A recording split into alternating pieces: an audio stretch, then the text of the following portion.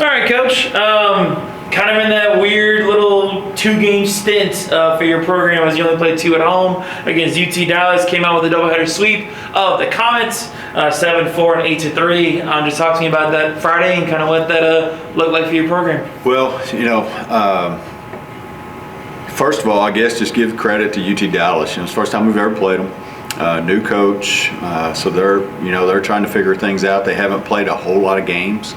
I think they'd only played 16 games coming into it, but man, they scrap, and especially in the batter's box, they compete with you. They got good approach at the plate. They put the ball in play.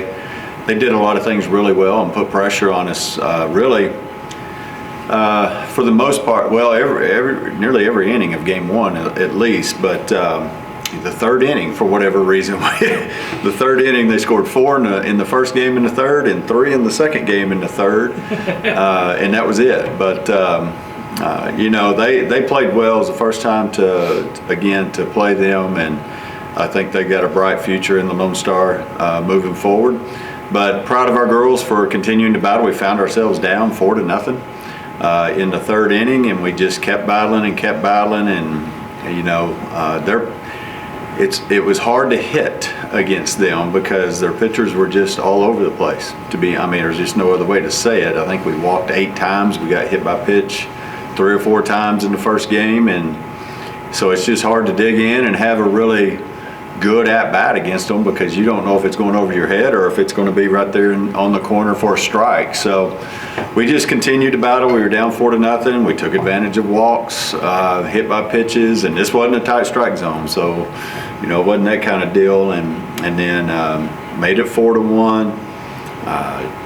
Penelope Hurtado with the bases loaded ended up with a big single to make it 4-3. And then I'm pretty sure it was Carly that tied the game or gave us the lead with a hit, and then Zoe had a 2 RBI single to give us that cushion. But we just battled at the plate. That's all you can do. And when you're facing, they threw everybody they had on their staff at us. I think it was their mindset going into the game is we're going to change pitchers constantly, and and hopefully it works. I've done that before with some teams, and so we had a lot of things that we had to deal with, and we did a good job of finally just, we've talked about it a lot. Eventually the talent kind of wins over, and, so another big come from behind game 2. We got a big home run from Zoe Fuentes to make it 2-0, and they battled back, had again the third inning. They scored 3.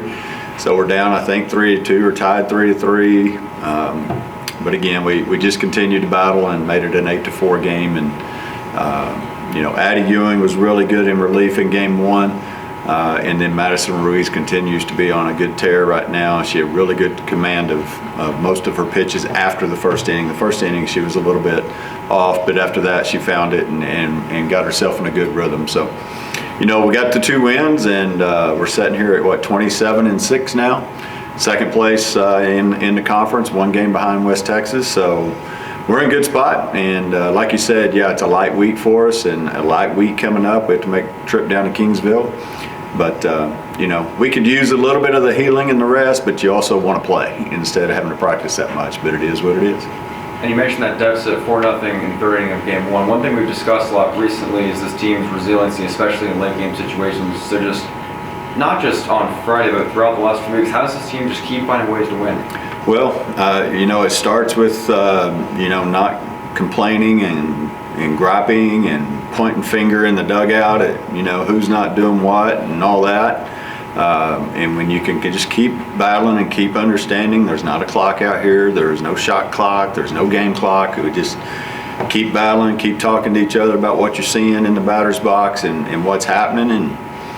And Addie is kind of one of those pitchers that just settles everything down. If things are going wrong, she can just come in and just kind of bring a calmness to everybody and a confidence that, okay, she's going to shut them down now, so let's just keep battling and find a way to tie it up and get the lead. And she's been huge for us in the circle. She really has. And without that, if you didn't have that, if it was like, oh crap, we're down 4, but we got to score 8 because they're going to keep scoring, that's a little more different mindset. Instead, it's okay, we're down 4 and she's going to shut them down, so let's go tie this thing up, find a way. So just proud of those 3 pitchers that we're using a lot, and they're just continuing to battle. Ashley didn't throw as bad as it sounds. We made a big error that cost us 3 runs probably. I think she only had 1 earned run out of the 4 earned runs, but it was time to go ahead and get her out and go to Addie, and sure enough, it all worked out at the end. You talk about the strong pitching as well as the offensive fireworks you displayed the last several or most of conference play this season. And like you said, you're only 1 game behind number 1 West Texas A&M. So just what gives you the most confidence from a coaching perspective this team can stay at top, near the standings, and compete with the best? Well, again, it's Lone Star, so there's no gimmies. Western New Mexico got Oklahoma Christian once yesterday, which is huge for us. Gives us a 2-game cushion now on them. But Tyler hasn't lost since we beat them twice. West Texas A&M hasn't lost since the opening weekend of conference play. So it's just one of those deals where we're probably not going to be done losing a few games in this conference, especially some of the road games that we have to go play, and it's just a talented conference where if you don't do things right, they'll get you. But so these come from behind wins that we've had are massive. We just need some help from some other teams to be able to knock off West Texas and knock off Tyler, but it may not happen. It may just come down to whoever's the last person standing at the end is who it's going to be. But we're in position. I hope we're going to be in position hopefully at the end of this thing. But the depth of our team, gives us confidence that we're going to be in that position. Our pitching strength and our pitching depth is something that gives you confidence that we're going to be in it no matter what. We had big at-bats. I got to talk about our kids that didn't get to start. We had several players that didn't start that we had big opportunities there in game 2 and got a big walk from Bree Waters. It sounds like really she walked. That's a big at-bat. It was a huge at-bat. I'm wanting to say we were only up 1 or 2 at the time. Bases were loaded. Bree has been subject to the strikeout.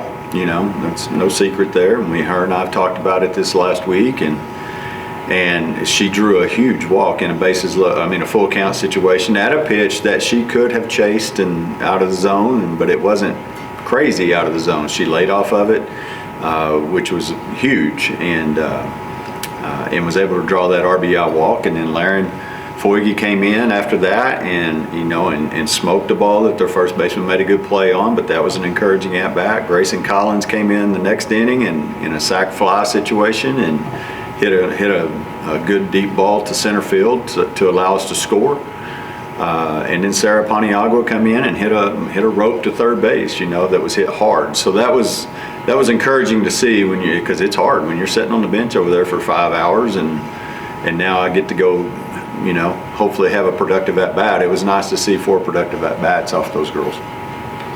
You already mentioned that you got a little bit of extra practice time with the 2 games last week and the 2 games this weekend. Is there anything specifically that the team is focused on working on this week for? We just tried to take advantage of some time. We did a little extra conditioning. It's one of those fine tuning things that you're trying to figure out as a coach, trying to balance rest and staying in shape. So, the rest time was going to be there, so we went ahead and took advantage and did a little more cardio stuff than we normally do during the week.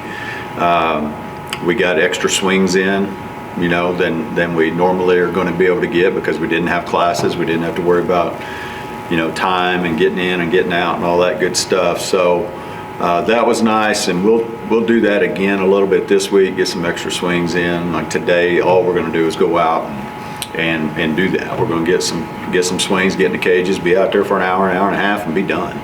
And then we'll get after it tomorrow, Wednesday, and Thursday before leaving on Friday.